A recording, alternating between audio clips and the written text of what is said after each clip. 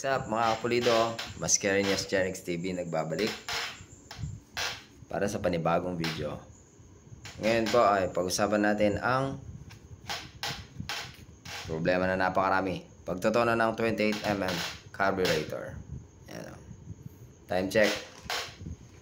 Alas 4 ng madaling araw. Siyempre aftershock vlogger naman. Tatay sa umaga, mekaniko sa tanghali, vlogger sa madaling araw, konting tulog sa gabi.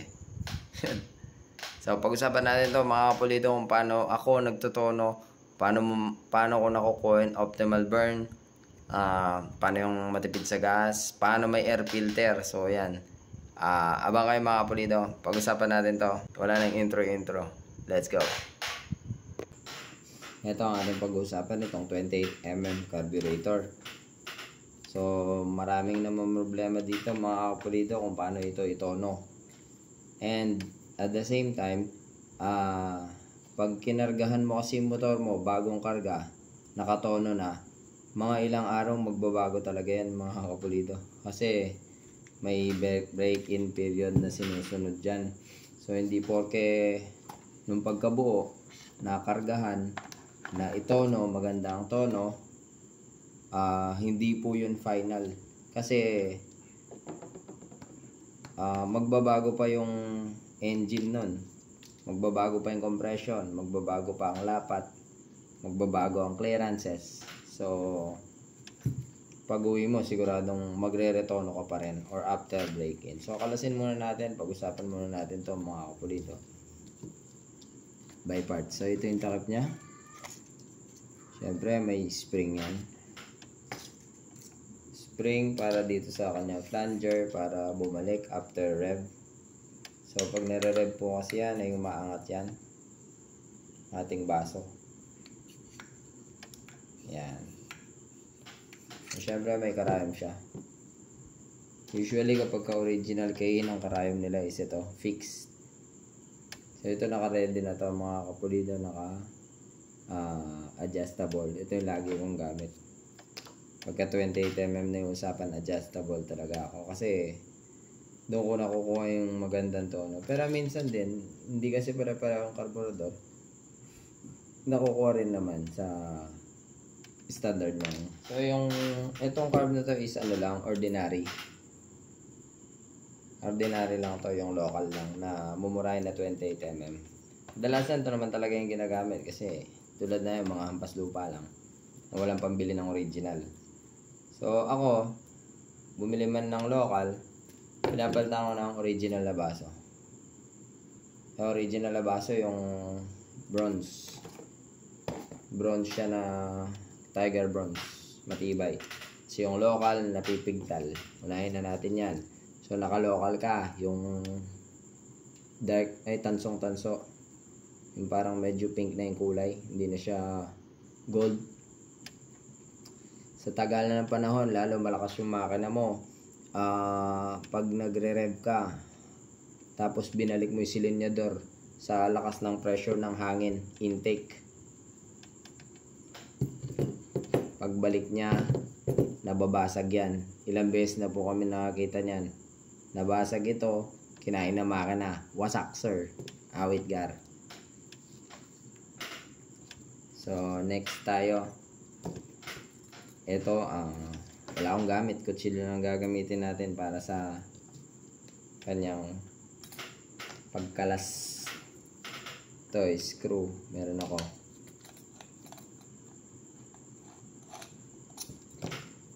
Screw, dalawa lang yan. So yung mga nagtatanong-tanong, maraming nagtatanong online, ano daw yung bagay na jetting sa kanila. Hindi po yun nahulaan mga kapulido, itinotono po yan. Sorize, pero itinotono po yan. Yung air fuel, aire, ito yun. Kutsilyo lang gagamitin ko kasi wala akong ano. Wala, nasa bahay ako eh. Yan, aire. Tapos meron yung spring, meron siyang o-ring, meron siyang washer. Para makuha mas okay ay ang tamang posisyon nila, o-ring muna tapos washer. Hindi, mahirap kunin. So, basta yun. Meron siyang o-ring pinakauna nasa loob, tapos washer.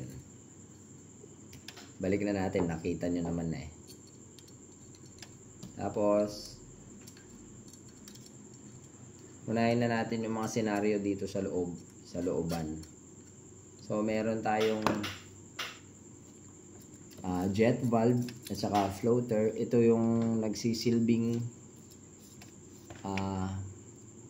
pumupondo ng gasolina kapag ka pumasok ang ating gasolina from the tank. Ito, papasok yan dyan. Tapos kapag ka halos mapupuno na niya to, ang mangyayari itong floater, lulutang yan. Lulutang yan hanggang meron yung jet valve na to, yung nasa loob, yung parang rocket. Pag lumutang yan, tatakpan niya yung daanan ng gasolina. So, mapipigilan yung daanan ng gasolina. Yun yung sinasabi ng iba ba. Pag ba tinanggal yung fuel pump, tatakaw ba sa gas? Pag ba tinanggal, di ba mag-overflow? Ito po yung sagot dun. Kahit wala po kayong fuel pump, basta okay ang karburador nyo, same consumption po yan at saka same na hindi siya mag-overflow. Kasi yung po trabaho ng fuel pump is pagka umandar yung makina, continuous flow yung gasolina. Pareho lang sila ng walang fuel pump. Ito nga lang, pag kahit nakapatay yung makina, continuous ang flow ng gasolina sa hose. Pero kapag kayan inilock ng karburador ng floater, hindi rin po tatagas yung gasolina dyan. So yung overflow po na problema nyo is ito yan. Dali Susukin natin ang karayom. Meron kasing pin yan eh. Yan yun. So yung pinakabisagra ng ating. So yung problema nyo po ng overflow, unahin na natin. Ito po yan, jet valve. Pagka may damage ang goma na to, tatagas po ang gasolina. Pagka ito, minsan nangyayari din, nagkakaroon siya ng gasolina. Tatagas din ang gasolina. Kaya, kasi instead na aangat siya, hindi siya aangat kasi may gasolina na rin to sa loob eh. So yun po, overflow. Kung may tama din itong pinaka nilalak ng valve, tinatakpan ng valve, tatagas din gasolina. Minsan walang fuel filter yung iba. May nakadaan na alikabok. Ngayon babara ito. Hindi siya makakapag-lock. Hindi siya lalapat. Like this. Yan. Next, ito yung ating main jet. Ito, 130 nakalagay. Ginamit namin dati ito eh. Tapos, ang ating atomizer. Tapos, ito ang ating slow jet. Sa ibaba, hindi ko matanggal kasi wala akong plies. Sa ibaba ng ating atomizer, merong guide ang ating karburador ng ating needle. Ayun. Sana nakikita. Ayan ang needle. Tapos ito ang IRI, ay slow jet. Ang nakalagay ay 38. Standard yan. So ito po yung ang epekto na ito is yung idle. Idle tapos hanggang 1/4 rev meron. Pero hanggang full rev meron din naman bugay ito eh. Pero mas nakikita siya sa, nararamdaman siya sa idle 1/4. Pag bigla ang throttle, may trabaho po ito. Kasi ito naman yung linya ng choke. Ang choke huwag na natin pag-usapan pero i-explain ko rin. Hindi ko rin mababaklas eh. Valve po kasi ito na tumatakip dito. Now, assemblein. Ay, huwag na natin assemblein para makita nyo mga kapulido. Babalik ko itong main jet, 130 nakalagay. 130, 38. Kasi babalik ko itong floater. Isa sa mga problema minsan kapag ka nagpapalinis kayo ng carb. Minsan nagpalinis kayo ng carb, after malinisan nagka-problema na. Yung mekaniko ang ginawa niya, pinagtutusok yung main jet, pinagtutusok yung slow jet, lumaki pala ng kaunti yung buta. So, magkakaproblema ka dun mga kapulido. Kahit anong pihit, ayaw na. Sa 28mm din minsan, itong valve na to, ay yung butas na to, tinatakpan natin. Yan, so takip yan. Nako-confuse po yung iba. Tinatakpan nila ito. Mali po yun. Hindi po natin pwedeng takpan to. Ito po ay singawan. Ayan, may butas yan dyan. Oh. Singawan yan, breather. Kapag po tinakpan nyo yan, naubusan ng pondo, hindi papasok ang gasolina or mabagal kasi walang papasukan na hangin. So ito po yun. Oh. Tingnan nyo, yan. Ito yung tinatakpan. Ito yung breather. Ito yung adjustan ng minor, idle. Next. So yung kapag ka naka-idle tayo is yung slow jet yung nagtatrabaho dyan. Ito, pumapasok yung gasolina dyan. Lumalabas sa maliit na butas na yun. Kung nakikita nyo, basta merong butas na maliit doon. Ito, sana nakikita nyo ngayon. Dyan tumatalsik yung gasolina kapag ka naka-minor tayo. So yun, makukuha mo rin yun dito sa air screw, aire. Pagka niluwagan mo yan, mababawasan yung pasok ng gasolina, tataas yung idle nun. Ganun yung nangyari. Isa ring problema natin, itong floater, minsan kapag ka pinalinis nyo, bakit nag full rev ka kamo, wala pang 1 kilometro, backfire na. Yun pala, konti yung pondo ng gas. Na-adjust kasi yan dito, yung lata na yun. Pagka diniin mo, mababawasan ng pondo. Pagka niluwagan mo naman, madadagdagan ng pondo. Ano ba ang standard? Standard, dapat napupuno yung baso. Diyan, bago siya titigil. Yung iba kasi, ganyan pa lang, tumigil na. Kaya nagtataka kayo, bakit? May naging case kami last time, ganun. Konti lang pala yung pondo, after namin sinet, nauubusan ng pondo, ano nangyari ka? So yun kadalasan nito. Konti yung pondo. Yung iba naman, sobra-sobra naman, punong-puno, bago mag-ano. Ang problema, pag nag-side stand ka, mag-overflow na siya. So yun, mas okay po sa standard. Pero, kung di naman ganong tilt, okay din yung punong-puno para marami kang pondo. Para kahit babaran, hindi ka basta-basta mauubusan. So yun, doon na tayo sa pagtotono, mga kapulido. Hindi na natin isasarado, no? Para ma-explain ko ng maayos. Naibalik ko pala yung aire, wala yung spring. Wait, gar. Balik muna natin ang kanyang spring. Yan. So, igigit na ako lang muna to mga kapulido. Itong aire. Yung sinasabi ng iba, bilangin mo, isa't kalahating ikot, tama na yan. Hindi po pare-parehong ganun. Yung iba baon na baon, yung iba labas na labas. Depende kung saan lilitaw ang magandang tono. So, game. Halimbawa, open card muna. Ingay ng asa, sorry. Bugawan ko muna.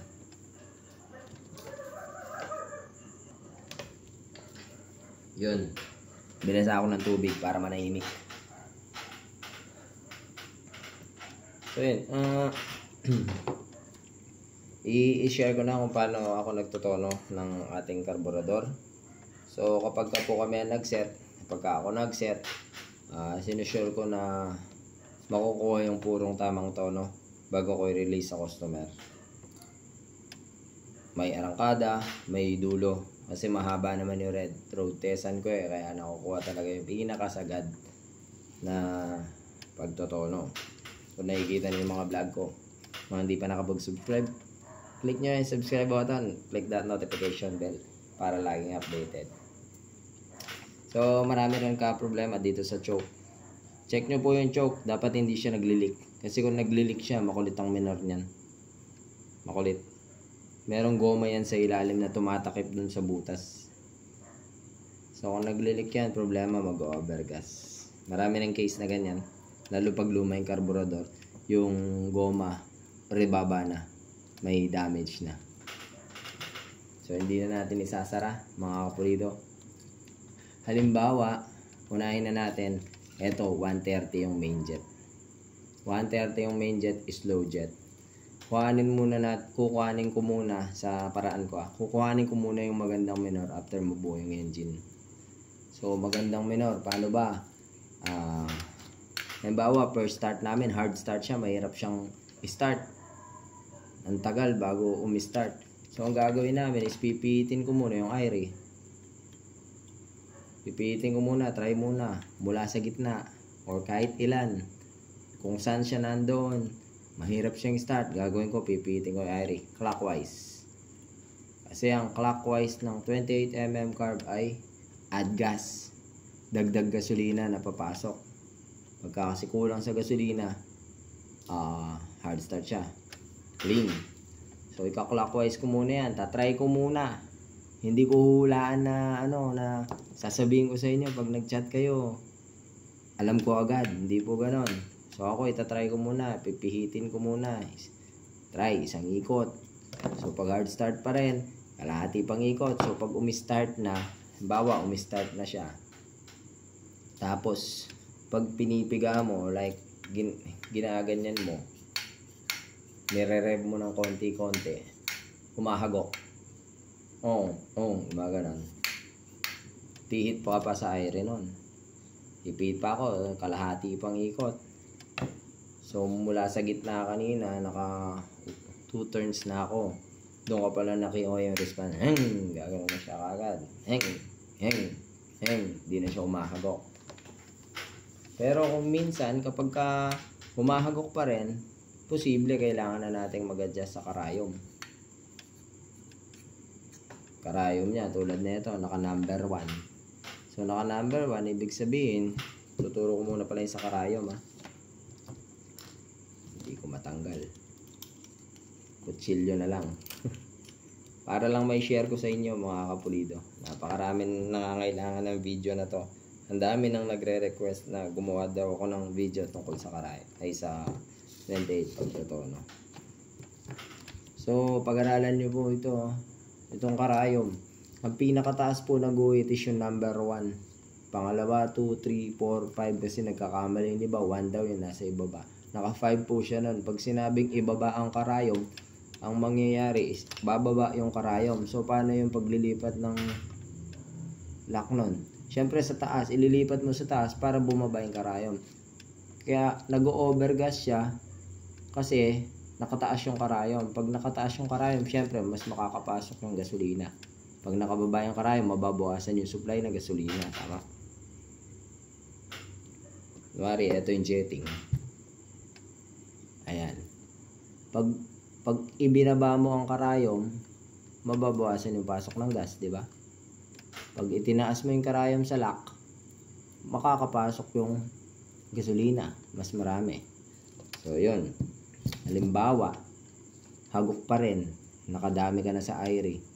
Pag binigla mo, umagok. Na-adjust ka na sa karayom. Kung titignan nyo, ang standard na karayom, sa adjustable karayom, nasa gitna ang standard na karayom. Ibig sabihin, naka number 3 siya lagi. So kami, dahil nag-air filter kami, nag-adjustable kami para mas makatono. Kadalasan kasi lumilitaw ang tono sa 4 or 2 or 1. Doon namin nakukuha. Sa standard karayom, di namin makuha minsan. Pero minsan nakukuha naman kasi hindi pare-pareho ang response ng makina. Kaya yung mga katanungan dyan, lagi ko sagot, depende. Itanong nyo sa gumawa. So yun po, kapag ni-rev nyo, halimbawa naman, nakuha na natin yung response. Yun, pag binigla mo, may respond din, gumagano na kagad. Ba, okay na. Gagawin ko na, bibiritin ko na ka-center stand. Saglit lang ma-UP yung bell nyo pagka binabad nyo. Okay na siya. So yun yung naka-center stand. Nakuha na natin yung magandang minor. Tapos nabibirit na siya sa naka-center stand. Halimbawa naman, wala naman siyang minor. Namamatay. Pero madaling start. Halimbawa, mararamdaman mo yun sa tambucho, bagbag. Overgas yun, mga kapulido. So kung overgas siya, Nakapag-adjust naman na tayo sa karayon, pipihit naman tayo sa iron yan. Paatras, counterclock, bawas supply ng gasolina. Ini-AFR ko yan. Amoy fuel ratio sa tambutso. So, aamoy mo yung tambutso, pakikiramdaman mo yung tambutso kung malagabog ba or parang parang stock. Alam niyo yung stock, pagka yung stock, mababa lang talaga yung minor na maayos, hindi siya malagabog. So, parang pag nakuha natin yung parang magandang kubog ng tambutso, okay na yun nun. Halimbawa, maamoy mo, masakit sa mata, malagabog, big sabihin, ma-overgas po siya nun. So, pipihit tayo sa aire, paatras. Tapos, ihahabol naman natin sa karayom kapag humagok naman. So, halimbawa, nakuha mo na yung tono dun sa minor, maganda na yung minor mo, maganda na yung response. Hey, road test na natin yan mga kapulido. Syempre dun sa road test, mararamdaman mo naman yan kapag tinry natin sa main jet na 130, no? 130. Syempre ang gagawin ko, unti-unti ko munang i-rev yan. Dahan-dahan ko munang i-rev. Sa kalye, mga takbong 20, takbong 40. Tapos hanggang makuha natin yung full rev, dahan-dahan yan. Kapag konting rev, may naramdaman ka, halimbawa, mga 1/4 rev, may pumapalya. Ibig sabihin, overgas siya nun. Overgas siya. Masyado siyang nalulunod ng gasolina, nasusobrahan siya ng gasolina. Kapag 1/4 rev, kadalasan nangyayari niyan. 1/4 rev, kailangan mo mag-adjust ng karayom nun. Ibababa mo siya. Halimbawa, naka-3 siya. Bababa mo sa 2. Dun, itatry mo na nun. So, halimbawa naman, nasa high speed na tayo. Halimbawa, nasa half rev. Half rev, parang nararamdaman mong nangihina yung motor. Parang instead na bibilis, parang lalong umihina. Kadalasan lean po yun. Kailangan mo maglaki ng main jet. Lalo kapag 70% malakas yung hatak. 70% yung hatak ay revolution mo or throttle. Ayan malakas ang hatak ng motor. Pero ang ginawa mo, pinull rev mong sagad, binuka. Yan, bumuka. Nag full rev na sagad. Biglang parang umatras yung takbo. Kadalasan po yan main jet. Kailangan yung lakihan. Halimbawa, open carb ka nga, 130 yan. Lalagyan ko siya ng 135 or 140. Kung ganun yung nangyayari. Mararamdaman mo na nun, yung 75% to 100 mo, may power na rin. So, kung halimbawa, nakuha mo na yun, yung mula sa 0% ay 20% ng throttle, hanggang makuha mo yung pinaka full rev, may power lahat ng maayos. Doon mo makukuha yung kulay brown na sunog, yung optimal burn. Pero hindi lahat po nakukuha yan. Kung saan maganda yung takbo ng motor mo, doon ka dapat. Doon sa hindi siya lean, hindi siya mainit masyado. Kasi yung iba naman, napapraning na sa kakakuha ng kalawang na yan. Hindi naman lahat kinakalawang maganda. So, hindi, yung iba nakukuha talaga yung kalawang. Nasa ano po yun, nasa tamang compression, nasa tamang settings ng makina yun, yung kalawang na yun.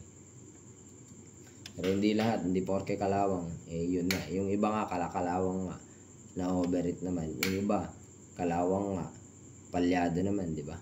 So, dun tayo sa the best yung takbo. Next, kapag ka nagpapawis. Pag nagpapawis po yung ating carburetor, big sabihin, rich po yun. Mayaman ka sa gas. Rich consumption po siya. Sobra yung pumapasok na gasolina, kaya po yung nagpapawis. Nilalamig. Sobra yung pasok ng gas. So, syempre, pagka ganun, magbababa ka ng karayom or magbababa ka sa idle. Basta babawasan mo yung supply ng gasolina. Halimbawa, sa minor, naka-idle ka lang, dun siya nagpapawis. iniwan mong naka-idle, nagpapoy siya, pipihit ka sa aire. Counterclockwise. Bubuka ka dyan. Yan, halimbawa, binigyan mo ng 1/4, ganyan. Minsan, hindi pare-pareho yung response ng carburetor. Minsan, katiting na pihit lang. Nagre-response na. Yung iba namang carburetor, nakaisang buo ka na, dun pa lang magre-response, diba? So, mahirap po talaga. Kailangan matuto ang bawat isa. Alright, so, halimbawa yun, nakuha mo na, wala kang filter, nakuha mo na ang tono. Ganito yan, konting rev, paakyat ng paakyat, konting rev, paunti-unti mong nire-revolusyon hanggang sa makuha mo yung pinaka full rev, maganda yung response, maganda yung hatak, tuloy-tuloy yung hatak, tuloy-tuloy yung speed, tuloy-tuloy yung power. So yun na po yung nakuha niyong tono nun, kuha niyo na yung tono. So yun, kadalasan ganun po yung ginagawa ko. Tiyagaan, matagal, minsan umaabot ako ng 2-3 oras sa pagtotono lang ng carb. Makuha lang yung tamang tono bago namin pauwiin yung customer. Kaya minsan umaabot talaga kami madaling araw. Pero kagandahan ng gabi kami nagtatrabaho, may road testan kami. Kasi kung araw yan, hindi mo matatap speed yan. Kasi maraming sasakyan. Next, dako tayo kapag may air cleaner ka na. Wala pala akong air cleaner dito, nasa shop na. So, halimbawa, ito yung settings mo, naka 130 ka. Tapos, nilagyan mo ng filter. Pumapalya ka mo. Siyempre, depende rin sa laki ng filter. May maliit kasi tayong mushroom filter. Meron ding malaking filter yung kulay violet. Halimbawa, nilagay mo yung violet, yung malaki. Pumapalya siya kamo. Kapag ka full rev, parang pumapalyado siya. Ibig sabihin, kapag ka kasi nag-filter ka, mababawasan yung pasok ng hangin. Bawas yung pasok ng hangin. So, kailangan mo magbawas ng gasolina. Halimbawa, naka 130 ka, tapos nag-filter ka. Yung malaki yung kulay violet. Malaki naman ang pasok ng hangin doon Pero pumalya, kailangan mo baba. Halimbawa, naka 130 ka, bumaba ka ng 125. Baka doon mo palang makuha, baka Bawa, naka 59 stock head ka, 130. Tapos naglagay yung filter, pumalya, maglilit ka main jet. Try mo sa 125. Tapos, syempre, i-tuning mo pa rin, i-rev mo pa rin kung hanggang saan yung sagad. Ako, kadalasan, open carb or may filter, nakukuha naman yung tamang top speed, Halos lahat naman ng karga ko, may air filter talaga. Depende sa CC. Halimbawa, 59 stock head lang. Gumagamit lang ako ng filter, yung maliit lang, okay na ako dun. Nakukuha naman yung top speed dun. Or 59 big valve, stock scam, ganyan. Yung maliit na filter lang gamit ko dun. Kadalasan gamit ko 120 na main jet. 120 na main jet, tapos yung maliit na mushroom. Pasok na ako dun, mga kapulido. Kung nakikita niyo yung mga vlog na nakakasabay sa Raider FI, Sniper BBA na stock scam lang. Yung stock scam yung 59 big valve na stock loop. So, yun. Kapag ka nag-filter ka, galing ka sa open carb, maglilit ka na main jet. Hanggang makuha mo yung tamang tono. So, wala po nakakahula niyan. Kayo mismo na nagtotono ang makakagawa niyan. Hindi po pwede mag-chat kayo dun sa mekaniko na anong i-jetting ko, ganito, ganyan. Kayo po ang testing. Ilalagay nyo, tapos i-road test nyo. Ganun po yung tamang proseso ng pagtotono. So kapag ka po yan, kung may air cleaner ka man o wala, ang ginawa mo, yung pagtotono mo, pag binigla mo, may power, dinahandaan mo, mapino yung takbo, dahan-dahan, mapino, may power, dire-diretso, humahagod yung power, hanggang sa pinakasagad-sagad, may power na maayos yung motor, hindi pumapalya, makukuha mo yung brown na sunog nun, mga kapulido. Sana may nakatulong po ang ating video. Inaantok na ako. Halos 30 minutes din. 4:45 na, mga kapulido. Salamat po sa panonood. Sana may nakatulong po ang ating video. Sa mga nangangailangan, sa mga baguhan, sa mga nagdi-DIY, importante itong video na to. Salamat po sa panonood mga purito. Hanggang sa susunod po muli na video. Paalam po muna. Inaantok ko na, tulog na ako. Bye bye, hanggang sa muli natin pagkikita. Paalam.